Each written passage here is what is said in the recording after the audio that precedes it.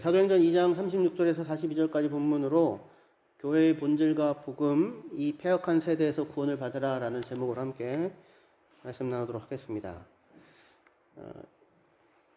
우리가 위기라는 말을 참 많이 듣게 되는 시대를 살고 있는 것 같습니다. 위기를 맞게 될 때 우리가 정신을 차리고 물어야 하는 것은 본질에 대한 물음일 것입니다. 마주치는 일들에 일일이 반응하여서 대응하는 것이 가장 급한 일처럼 느껴질지도 모르겠지만, 하지만 본질, 다시 얘기해서 기준이 없다면 그때그때 우리의 대응은 오히려 우리를 위험으로 몰아넣는 것이 될 수도 있을 것입니다. 만약에 어떤 회사가 갑작스러운 매출 하락으로 위기를 맞았다고 한번 생각을 해보십시다. 경영진이 즉각적인 비용의 절감을 위해서 인원 감축만으로 상황에 대응하려고 한다면 단기적으로는 재정 상황을 개선할 수 있을 거예요. 하지만 왜 매출이 하락했는지, 시장에 어떤 변화를 놓쳤는지, 고객의 필요가 어떻게 바뀌었는지 같은 보다 근원적인 물음을 묻지 않는다면 회사는 결국 더 큰 위기를 맞게 될 것입니다.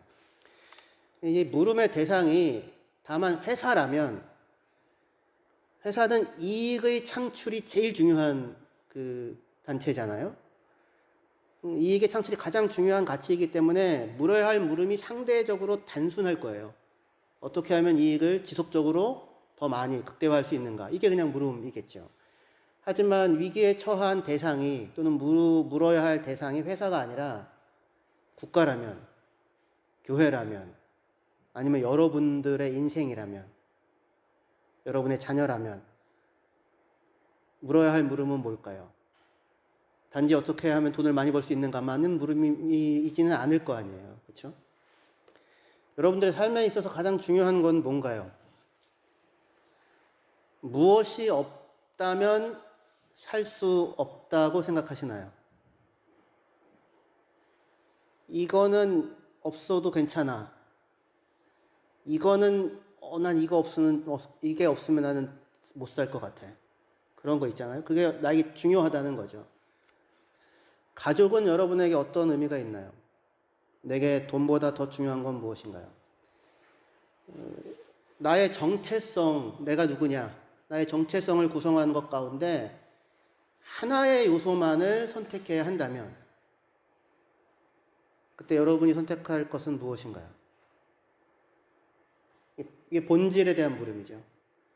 평소에는 이런 물음을 안 묻죠. 그때 뭔가 위기의 순간에, 또는 무언가를 잃어버리는 순간에 우리는 묻게 됩니다. 고난이 우리를 연단하는 까닭은 우리로 하여금 보다 영원하고 참된 것에 집중할 수 있게 하기 때문입니다.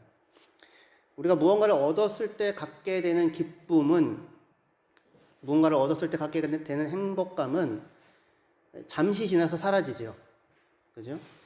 얻기 직전에 가장 이게 높고요. 얻고 난 다음부터 급격히 떨어집니다.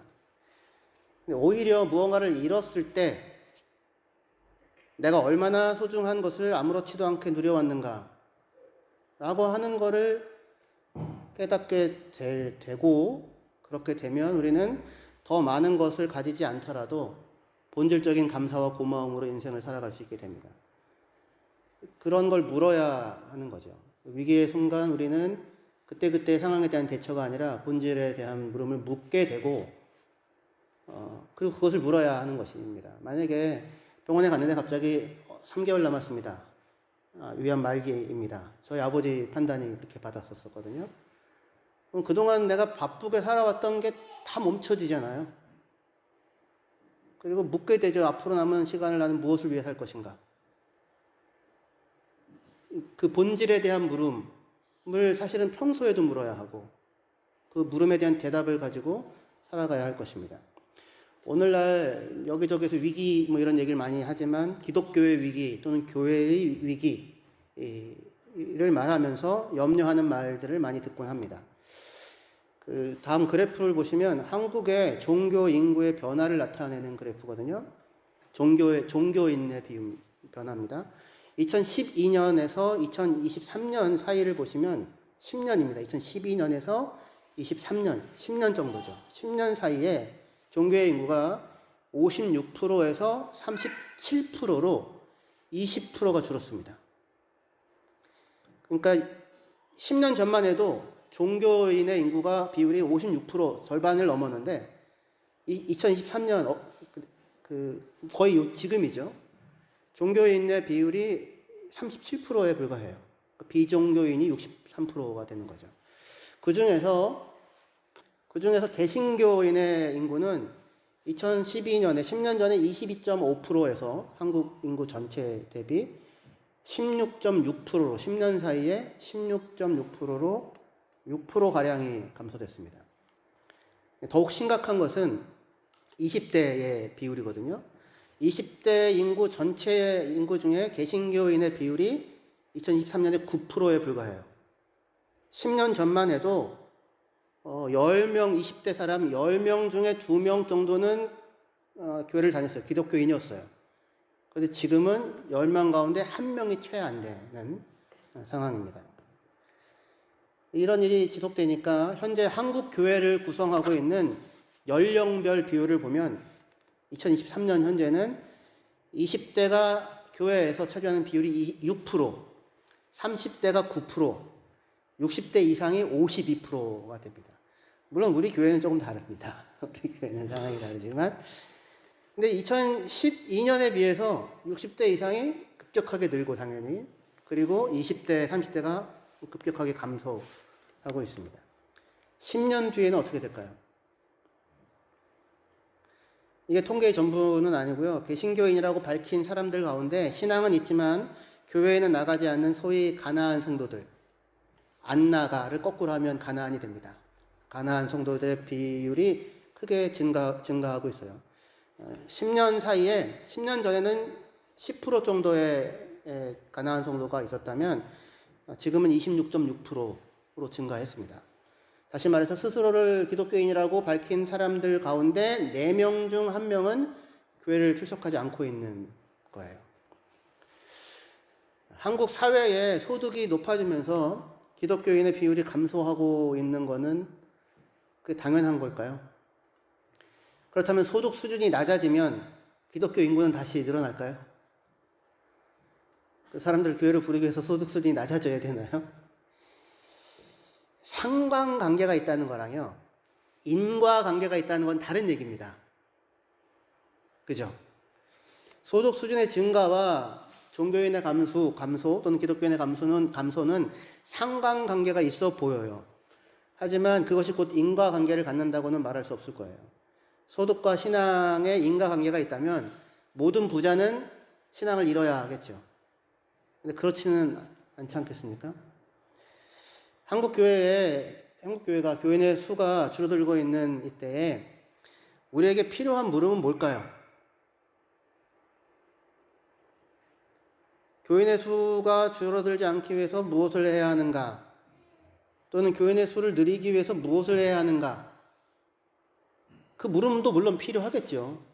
다만 그 물음만 묻고 그 물음에만 반응을 한다면 그거는 더 많은 이익을 창출하기 위해서 무엇을 해야 하는가를 묻는 기업과 별로 다르지 않은 자리에 교회가 스스로를 놓는 것이 될 거예요. 정말 필요한 물음은 뭐냐면 교회는 과연 교회의 본질을 구현하고 있는가를 물어야 하는 거죠. 교회는 무엇이고 교회는 무엇으로 교회의 본질을 구현할 수 있는가? 교회를 교회되게 하는 것은 무엇인가? 이 물음이 있어야 하고 그리고 이 물음에 대한 답이 있어야 하는 겁니다. 과거의 한국에는 붉은색 네온 십자가만으로도 그 십자가가 빛나는 곳으로 사람들이 모이던 때가 있었습니다. 그때 교회는 무엇이 교회를 교회되게 하는가에 대한 물음을 묻지 않더라도 사람들이 모여 있으니 혼자라면 경험할 수 없는 것을 경험하면서 수적으로 성장할 수 있었습니다. 그러나 지금은 그렇지 않죠. 복음이 힘을 잃었나요? 이 시대에 더 이상 복음은 복음으로서 능력이 없나요? 복음은 오늘날 이 세상에서는 더 이상 복된 소식이 아닌가요? 예수 그리스도의 사랑과 하나님의 은혜와 긍휼 그리고 복음이 들려주는 하나님의 나라에 대한 이야기는 오늘날 사회에서는 더 이상 이 세상을 구원할 수 있는 힘이 없는 건가요? 그렇지 않죠. 복음이 힘을 잃은 게 아니고요. 교회가 복음을 놓치고 있었던 것입니다. 이전과는 달라진 시기를 지나면서 오히려 우리는 묻게 됩니다.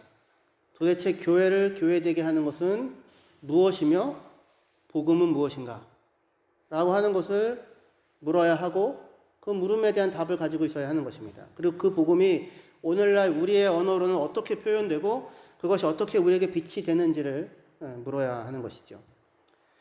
교회를 교회되게 하는 것의 중심에는 하나님 나라의 복음이 놓여 있습니다.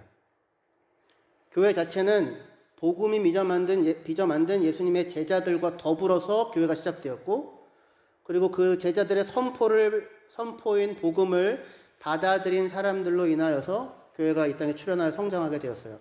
그러니까 복음이 교회를 낳았고 교회가 복음을 선포하는 거죠. 이 순환이 이루어지는 겁니다.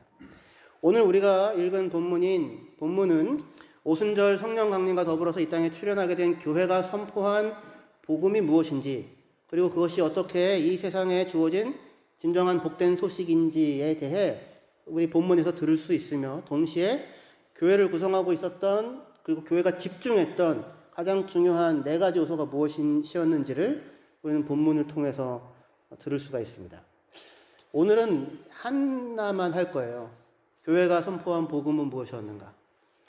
그 하나 중에서도 요만큼 할 수 있을 것 같습니다.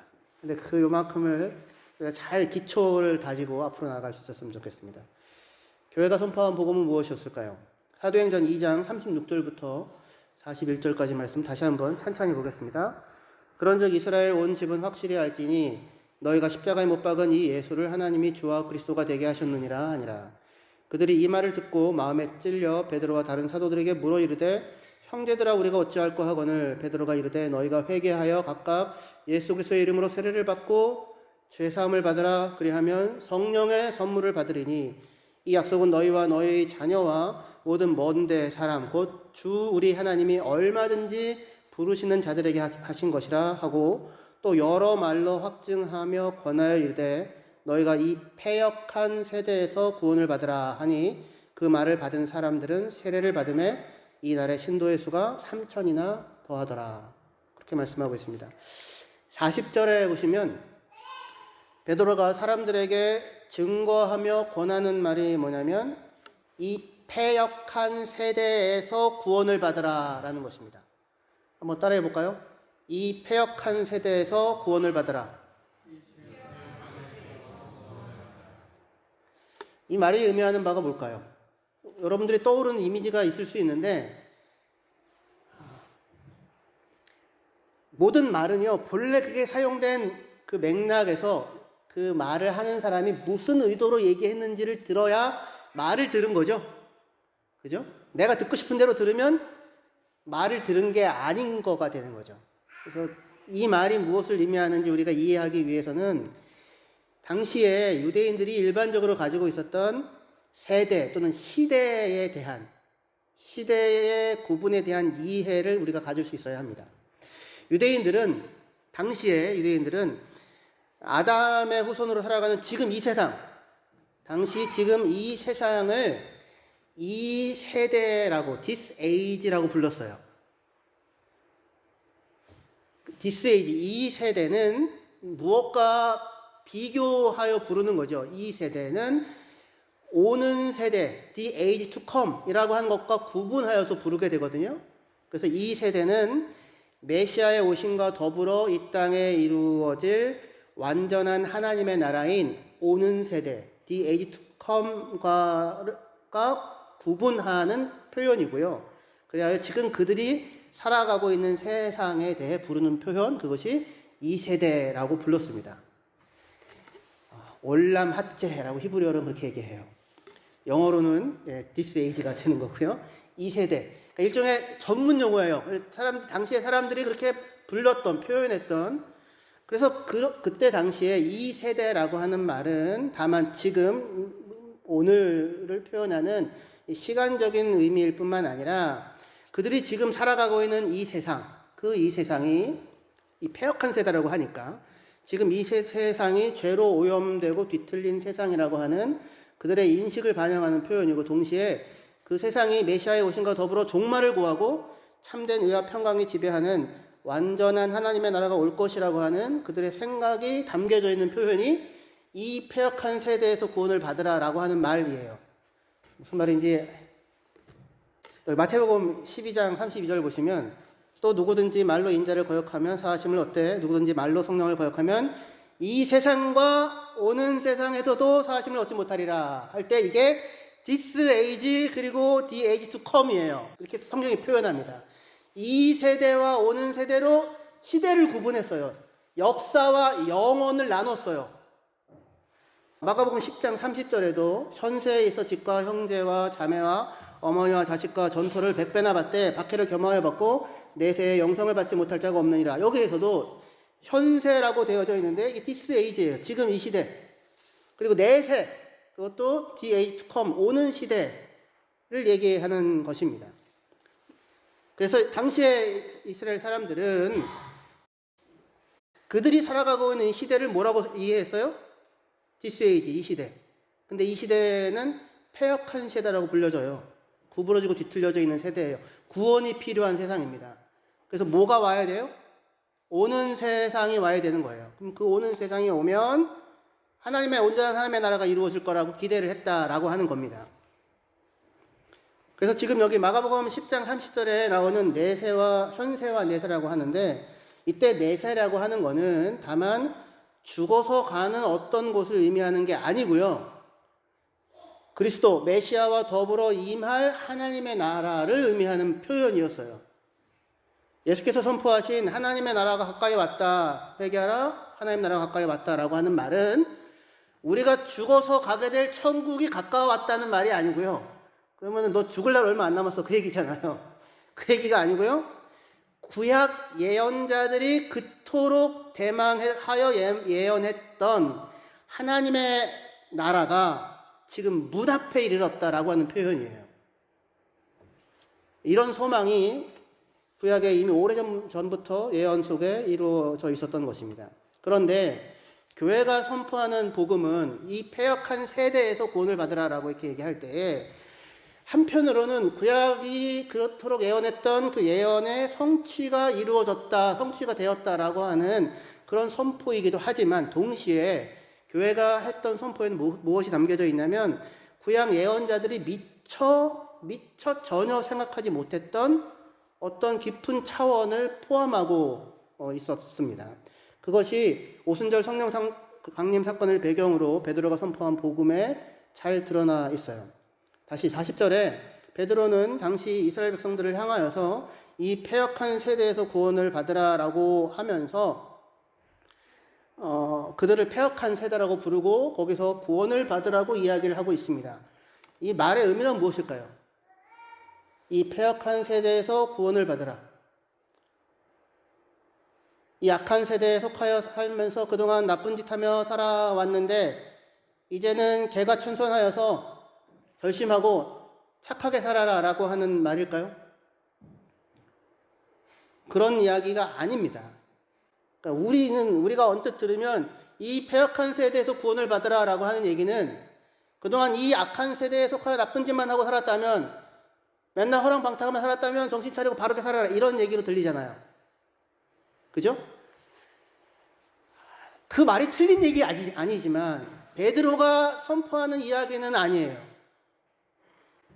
이 패역한 세대에서 구원을 받으라 라고 하는 베드로의 말은 어떤 말에 이어져서 나오냐면 36절에 이렇게 얘기합니다. 사도행전 2장 36절이요. 그런즉 이스라엘 온 집은 확실히 알지니 너희가 십자가에 못 박으니 예수를 하나님이 주와 그리스도가 되게 하셨느니라. 너희가 십자가에 못 박은 죽인 그 예수를 하나님이 주와 그리스도가 되게 하셨다. 이 말은 무슨 말일까요? 하나님은 죽은 자도 살릴 수 있는 능력이 있는 분이다 라는 말일까요? 물론 그렇긴 하죠. 예수님은 십자가에 죽을 만큼 잘못을 범해서 죽은 것이 아니라는 사실에 대한 하나님의 사후 증명이다 물론 그런 내용도 포함되어 있을 수 있죠. 하지만 너희가 십자가에 못 박은 이 예수를 하나님이 그리스도가 되게 하셨다고 하는 이 말의 가장 중요한 내용은 뭐냐면 구약의 여러 선지자들이 예언해 왔던 그 오는 세대가 예수와 함께 예수와 더불어 도래했다라는 말입니다. 메시아가 왔다고요. 예수가 그리스도라는 말은 헬라어로 기름 부음 받은 자고요. 메시아라는 말은 히브리어로 기름 부음 받은 자라는 말이에요. 똑같은 말이에요. 너희가 십자가에 못 박은 예수를 하나님이 그리스도가 되게 하셨다는 말에 들어있는 가장 중요한 내용은 뭐냐면 구약 여러 선지자들이 예언했던 그 오는 세대가 도착해 있다라고 하는 말입니다. 근데 이게 얼마나 이상한 말인지 여러분들은 들으면서 이상하다고 전혀 안 느끼죠. 하지만 이건 진짜로 이상한 말이에요. 당시의 유대인들의 생각 속에서는. 왜냐하면 구약의 예언에 따르면 그 메시아가 오셨다는 말은 무슨 얘기냐면 이 세대가 끝이 났다는 말이에요. 이 세대는 끝이 나고 악인들은 심판을 받고 그리고 영원히 쇠하지 아니하는 하나님의 나라가 시작되었다라고 하는 얘기인 겁니다. 그러니 만일 예수가 구약 선지자들이 예언했던 그리스도가 맞다면 세례 요한이 예수님을 소개할 때 말했던 것처럼 알곡은 모아 창고에 들이고 쭉정이는 꺼지지 않는 불에 던지는 일이 일어나고 역사는 종언을 고하고 악인들은 다 심판을 받고 의인들은 하나님의 나라에서 영생을 누리는 일이 일어나야 하는 거예요. 그런데 지금 베드로가 하는 말은 뭡니까?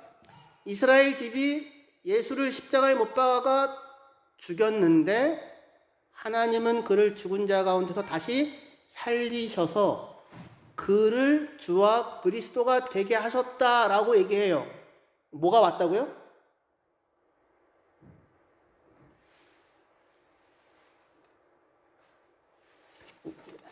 예수님이 재림하시면 역사가 또 진행됩니까? 끝이죠. 역사는 끝을 구하죠. 그걸 기대했어요. 이 세대가 끝나고 메시아가 오면 의인들은 구원을 받고 영원한 하나님의 나라에서 해같이 빛나고 악인들은 심판을 받아서 알곡은 곳간에 들이고 쭉정이는 꺼지지 않는 불에 던질 것이다가 그들의 기대예요. 누가 더불어 메시아의 오심과 더불어 오는 세대가 도착하는 겁니다. 그게 그토록 대망했던 거였어요. 근데 베드로가 선포한 건 뭡니까?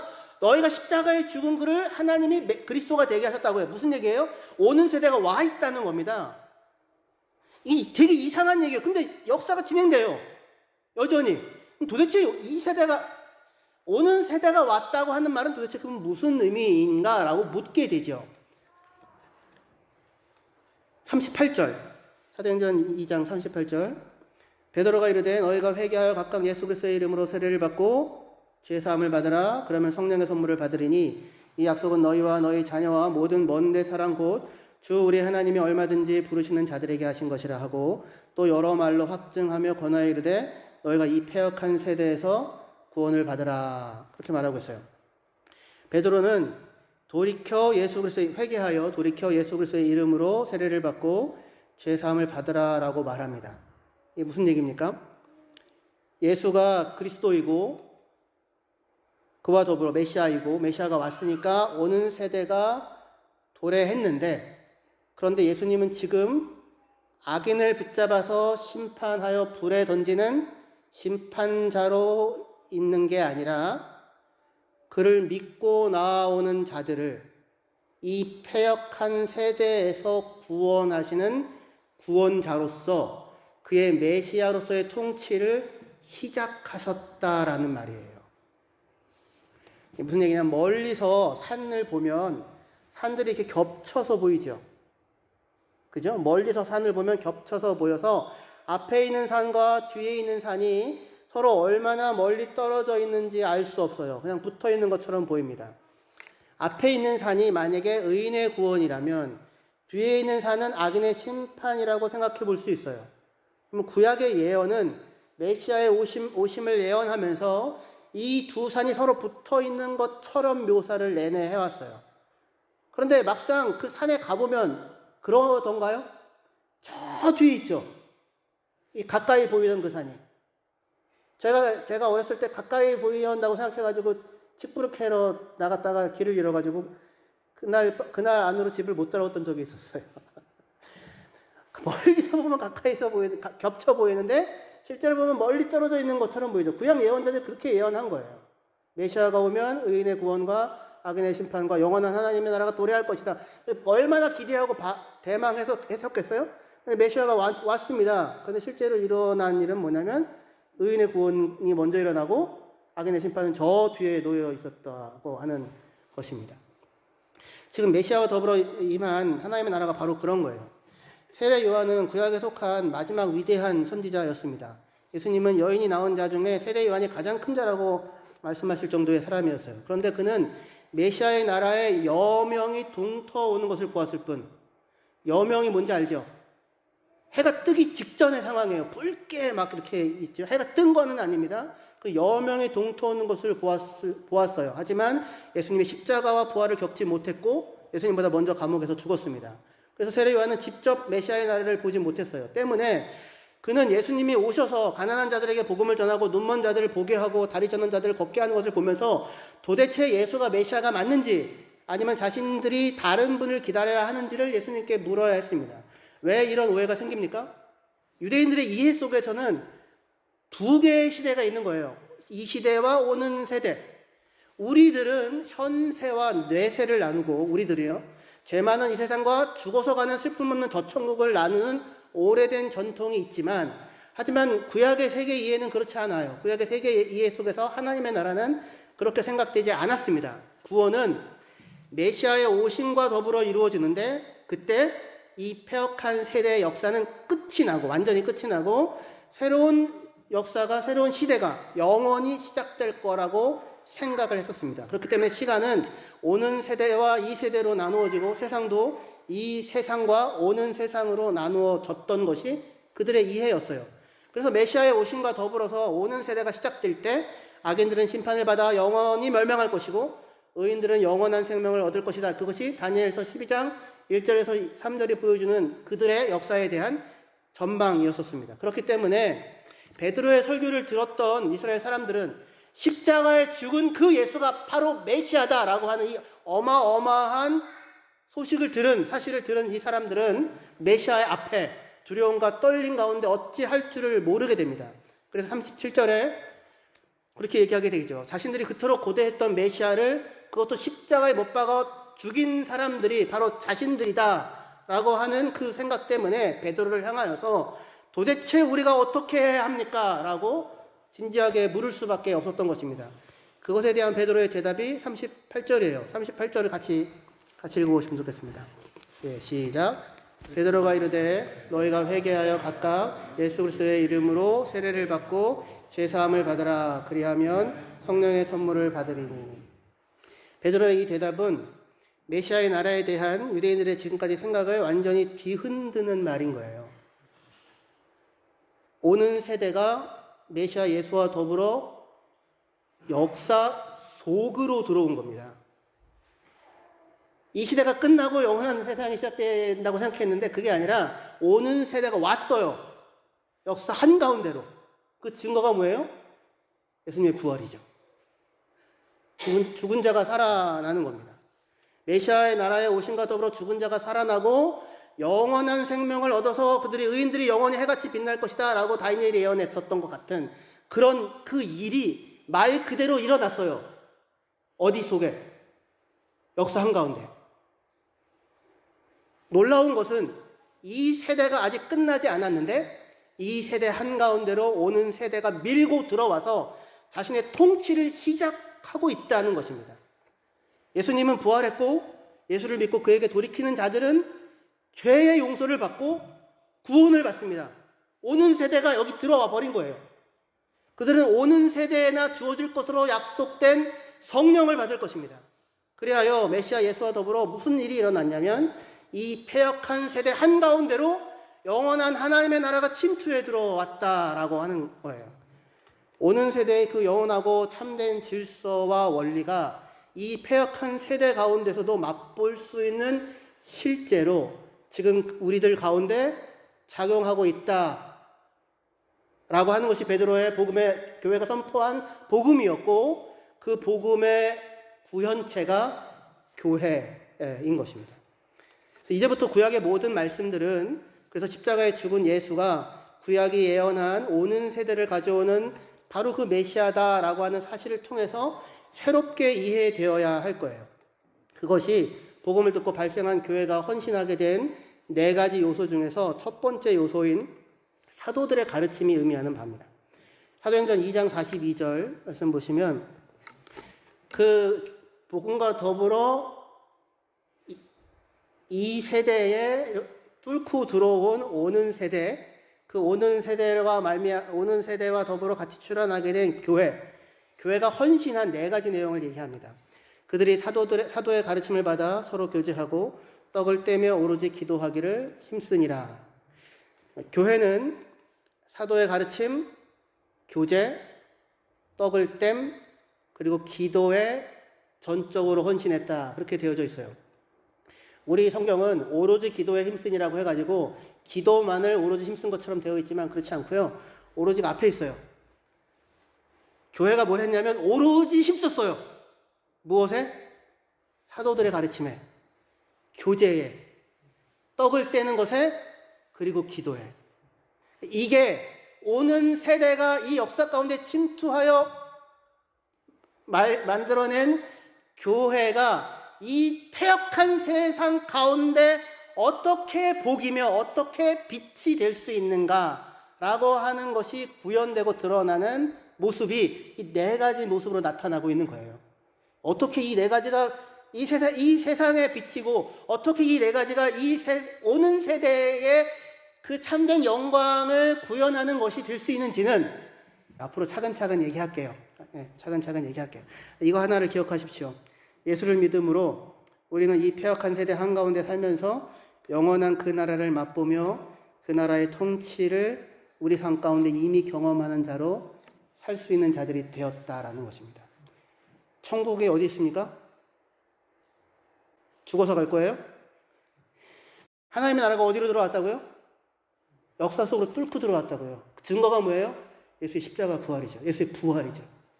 실제예요. 실제. 성령이 임했고요. 예수께 나오는 자가 말 그대로 하나님의 용서를 받아 하나님과 온전히 화목한 그 영원한 나라에서나 기대할 수 있는 그 모든 참된 실제를 여기 이 땅 지금 여기에서부터 누릴 수 있는 자들이 되었다라고 하는 것이 그리스도인이 되었다는 것이고 그들이 지금 속해 있는 곳이 교회인 것입니다. 그래서 교회가 이 패역한 세대의 빛이에요. 이 패역한 세대에 오고 있는 하나님의 그 나라, 그 영원한 나라가 도대체 무엇인지를 보여줄 수 있는 살아있는 실제 영광의 소망이고 빛이고 소금이고 하게 되는 것입니다. 우리 랩사인 한인교회가 바로 이 복음이 구현해낸 하나님의 나라를 온전하게 구현하고 드러내는 주님의 교회가 되어지기를 주의 이름으로 축원합니다. 그게 뭔지는 차근차근 살펴봅시다. 교제, 떡을 땜, 사도들의 가르침 기대하고 다음 주에 만납시다. 기도하겠습니다.